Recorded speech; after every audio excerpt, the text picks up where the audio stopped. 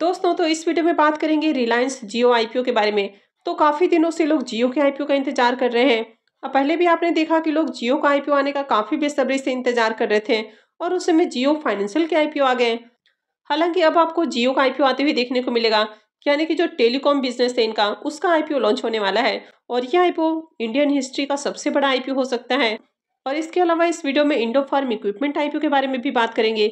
इसकी अलॉटमेंट आज होने वाली है। तो चलिए देखते हैं कि आईपीओ के अलॉटमेंट को कब और कहाँ चेक करना है। तो इससे पहले कि मैं वीडियो को शुरू करूं, अगर आप इस चैनल पर पहली बार विजिट कर रहे हैं या फिर आपने चैनल अब तक सब्सक्राइब नहीं किया है, तो चैनल को सब्सक्राइब कर लें और वीडियो को भी लाइक कर दें। तो जैसा कि आप देख रहे हैं कि रिपोर्ट्स की ओर से जो खबरें निकल कर आ रही हैं कि रिलायंस जियो का जो आईपीओ है, ये अब तक का सबसे बड़ा आईपीओ हो सकता है। यानी कि आईपीओ का साइज 40,000 करोड़ रुपए का हो सकता है। यानी कि आईपीओ अब तक जितने भी आईपीओ आए हैं, तो उनमें सबसे बड़ा आईपीओ हो सकता है। इससे पहले जो बिगेस्ट आईपीओ आया था वो था हुंडई का आईपीओ। तो ये जो सारी खबरें हैं रिपोर्ट्स की ओर से देखने को मिल रही है कि मुकेश अंबानी की ओर से तैयारी की जा रही है कि उनका जो टेलीकॉम आर्म है जियो, तो उसका आईपीओ लाने की तैयारी की जा रही है और ऑलरेडी जो तैयारी है वो शुरू की जा चुकी है। तो आईपीओ का जो साइज है वो 35,000 से 40,000 करोड़ रुपए हो सकता है। तो ये जो सारी खबरें हैं ये न्यूज़पेपर हिंदू बिजनेस के अकॉर्डिंग आपको देखने को मिल रही है कि आईपीओ 2025 के सेकेंड हाफ में आपको आते हुए देखने को मिलेगा। तो यहाँ पर आईपीओ के जरिए कंपनी के जो प्रमोटर्स हैं या इनके जो एग्जिस्टिंग शेयर होल्डर्स हैं, वे अपने स्टेक को सेल कर सकते हैं और कंपनी आईपीओ से पहले प्री आईपीओ प्लेसमेंट भी करने वाली है। तो रिलायंस का जो आईपीओ है ये आईपीओ 40,000 करोड़ रुपए का हो सकता है, यानी कि सबसे बड़ा आईपीओ हो सकता है। वहीं पर इससे पहले जो हुंडई का आईपीओ आया था, यह आईपीओ 27,870 करोड़ रुपए का था, जो कि अक्टूबर 2024 में आपको आते हुए देखने को मिला था। अब रिलायंस की अगर बिजनेस की बात करें तो रिलायंस के बिजनेस में इसके कई सारे बिजनेसेस इंक्लूड देखने को मिल जाते हैं। यानी कि अगर इंडियन मार्केट की बात करें तो रिलायंस सबसे बड़ा कंपनी देखने को मिल जाता है। यानी कि मार्केट कैपिटलाइजेशन के हिसाब से बात करें तो सबसे बड़ी कंपनी आपको रिलायंस ही देखने को मिल जाती है। तो इसमें इसके कई सारे बिजनेसेस हैं, जैसे कि इनका टेलीकॉम बिजनेस देखने को मिल जाता है, पेट्रोकेमिकल का बिजनेस है, रिटेल का बिजनेस देखने को मिल जाता है। यानी कि इसके कई सारे जो बिजनेसेस हैं वो रिलायंस इंडस्ट्रीज के अंदर आपको इंक्लूड देखने को मिल जाते हैं। यानी कि अभी इसके जो सारे बिजनेसेस हैं ये इंडिविजुअल लिस्ट नहीं हुई हैं। हालांकि पिछले साल आपको जियो फाइनेंशियल लिस्ट होते हुए देखने को मिला था और अभी जिस तरह इस आईपीओ में बात की जा रही है, यानी कि जो टेलीकॉम बिजनेस है वो मार्केट में आईपीओ के जरिए लिस्ट हो सकता है। तो पिछले साल देखें तो ये जो हेवी वेट स्टॉक है ये आपको करीब 10 सालों के बाद 6% आपको डाउन देखने को मिला है। तो लास्ट ईयर जुलाई में global investment banking firm Jefferies की ओर से ये भी बताया गया था कि जो रिलायंस जियो का आईपीओ होगा ये बिग बैंक आईपीओ हो सकता है। यानी कि इसकी जो वैल्यूएशन है वो करीब 112 बिलियन डॉलर के अराउंड आपको देखने को मिल सकती है। और अभी आपने देखा कि कंपनी की जो वैल्यूएशन है वो करीब 120 बिलियन डॉलर आपको देखने को मिल रही है। अब आपने देखा कि पिछले साल जो टैरिफ चार्जेस हैं वो भी हाई किया गया है, यानी कि जो रिचार्ज का प्लान है वो बढ़ा दिया गया है। तो इसके कारण कंपनी का जो प्रॉफिट है वो भी बढ़ा है। तो जब से जो टेलीकॉम कंपनियां हैं इन्होंने अपने टैरिफ का हाइक किया है, तो जुलाई 2024 के बाद से ही बात करें तो जितनी भी टेलीकॉम कंपनियां हैं इनके सब्सक्राइबर कम हुए हैं। यानी कि काफ़ी सारे जो सब्सक्राइबर हैं ये दूसरी कंपनियों के साथ पोर्ट होते हुए देखने को मिले हैं। तो यहाँ पर भी अगर जियो के सब्सक्राइबर की बात की जाए तो इनके भी सब्सक्राइबर कम हुए हैं। यानी कि जब से टैरिफ प्लान बढ़ाया गया है उसी समय से देखें तो सब्सक्राइबर कम होते हुए देखने को मिले हैं। तो जुलाई से लेकर अक्टूबर की बात करें तो यहाँ पर इनके 16.5 मिलियन सब्सक्राइबर कम हो चुके हैं। लेकिन अभी भी देखें तो जियो मार्केट लीडर है और इनका जो मार्केट शेयर है वो 40% के राउंड है। तो जैसा कि आपने देखा कि जियो आपको नंबर 1 कंपनी देखने को मिल जाती है, इसके 46 करोड़ से भी ज़्यादा कस्टमर्स देखने को मिल जाते हैं।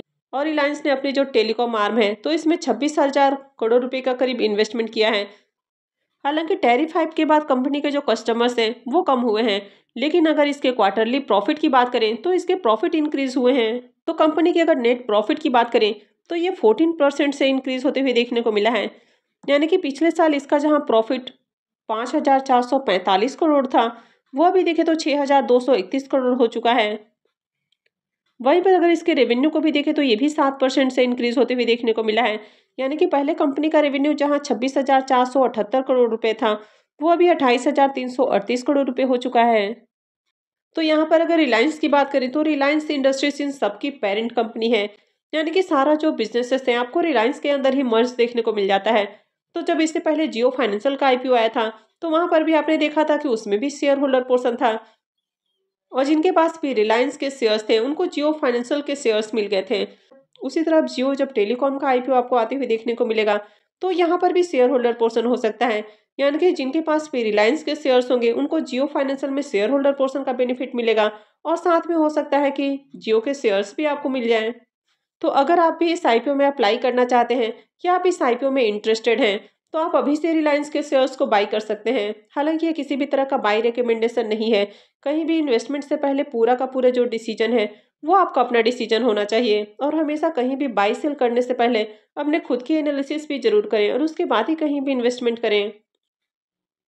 तो चलिए अब देख लेते हैं इंडो फार्म इक्विपमेंट आईपीओ को। तो इंडो फार्म इक्विपमेंट आईपीओ के बारे में बात करें तो आईपीओ कल के दिन ही क्लोज हुआ है। आईपीओ में बुकिंग प्राइस 215 रुपये है और 69 शेयर्स का लॉट है।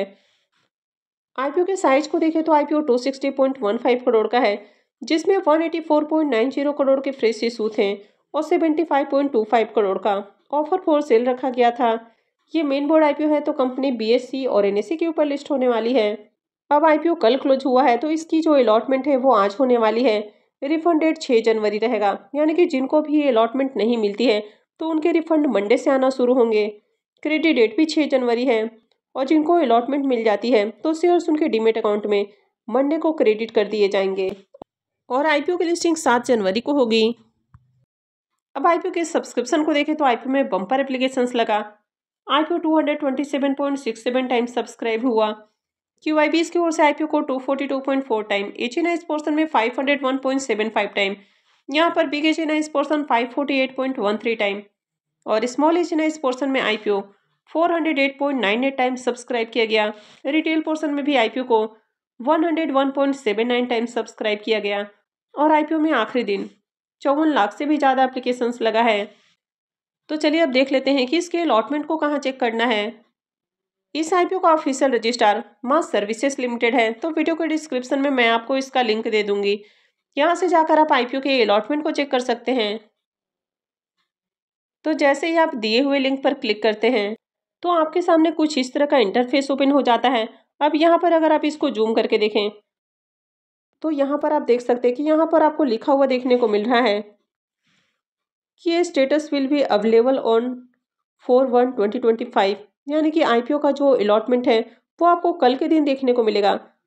यानी कि आज साइट के ऊपर आप अलॉटमेंट चेक नहीं कर पाएंगे। हालांकि हो सकता है कि अलॉटमेंट का जो प्रोसेस है वो आपको आज से शुरू होते हुए देखने को मिल जाए, तो हो सकता है कि मैसेज या मेल वगैरह आपके पास अलॉटमेंट से रिलेटेड आ जा सकता है, लेकिन साइट के ऊपर अलॉटमेंट आपको कल के दिन ही देखने को मिलेगी, यानी कि आज अलॉटमेंट के चांसेस नहीं है। वैसे इसके प्रीमियम को देखें तो इसके प्रीमियम के अंदर लगातार उछाल देखने को मिल रहा है, यानी कि प्रीमियम में लगातार तेजी बनी हुई है। तो पहले प्रीमियम जहां मॉर्निंग में 96 रुपीज़ के ऊपर देखने को मिला, फिर ये बढ़कर 97 रुपीज़ के ऊपर देखने को मिला, और अभी देखें तो ये 99 रुपीज़ के ऊपर ट्रेड कर रहा है। आईपीओ में 69 शेयर्स का लॉट है, तो आईपीओ से 6,831 रुपये एक लॉट से प्रॉफिट हो सकता है। और अगर इसके प्रीमियम को देखें तो इसका प्रीमियम 46% के ऊपर आपको ट्रेड करते हुए देखने को मिल रहा है, यानी कि जिस तरह यहाँ पर भी इसके प्रीमियम के अंदर लगातार जंप देखने को मिल रहा है, तो इस आईपीओ से भी बम्पर प्रॉफिट की उम्मीद है। अब आईपीओ की ये अलॉटमेंट तो आज ही होने वाली थी, लेकिन जिस तरह आईपीओ की इस साइट लेकिन जिस तरह इसके ऑफिशियल रजिस्ट्रार के साइट के ऊपर देखने को मिल रहा है कि आईपीओ का जो अलॉटमेंट स्टेटस है वो आपको आज देखने को नहीं मिलेगा, तो हो सकता है कि आईपीओ की अलॉटमेंट आपको कल मॉर्निंग में देखने को मिल जाए, या फिर कल दोपहर तक देखने को मिल सकती है। हालांकि हो सकता है कि उससे पहले आपके पास मैसेज या मेल वगैरह आ सकता है। तो अगर आप में से किसी के पास भी मैसेज या मेल वगैरह आते हैं तो कमेंट करके जरूर बताएं। तो आई होप कि आपको वीडियो अच्छी लगी होगी। तो अगर आपने वीडियो को अब तक लाइक नहीं किया है तो वीडियो को लाइक कर दें, चैनल को भी सब्सक्राइब करके रखें, और वीडियो को अंत तक देखने के लिए आप सबका बहुत बहुत धन्यवाद।